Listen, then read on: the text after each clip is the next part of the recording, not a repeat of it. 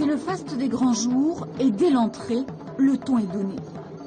La Chine et l'Afrique et la Chine, c'est sous ce signe qu'a été placée la cérémonie de remise de diplôme des élèves d'une prestigieuse école de commerce de Shanghai. Ou plus exactement, de sa branche ghanéenne. Pour les 40 étudiants, c'est la fin de 18 mois de formation. Une immersion dans les arcanes du business version africaine et chinoise.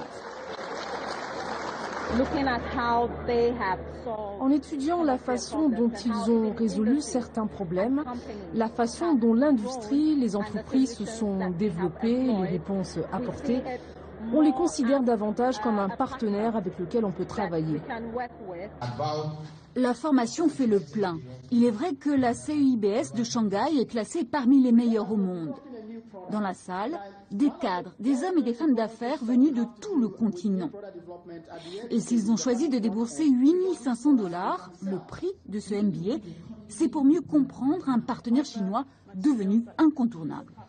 Les produits chinois représentent 20 à 25% aujourd'hui du marché ivoirien. Et on constate que depuis les 5 dernières années, ce taux est en croissance en moyenne de 15 à 20% par an. Il faut rattraper le retard.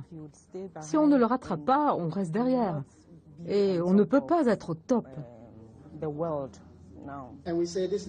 Kwaku Atuene Nejima est le directeur exécutif. Il a vécu en Chine, s'y déplace souvent. Ce qui l'intéresse, c'est de tordre le cou aux idées reçues.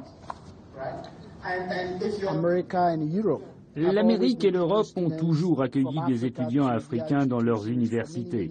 Ces derniers ont bénéficié de cette éducation et de cette façon, ils comprennent mieux comment les Occidentaux fonctionnent. Ils ont tendance à être plus proches d'eux.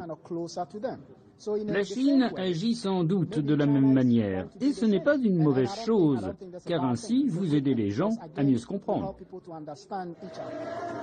L'Union européenne a beau financer pour partie ce programme, c'est bien l'avenir sino-africain qui motive les étudiants.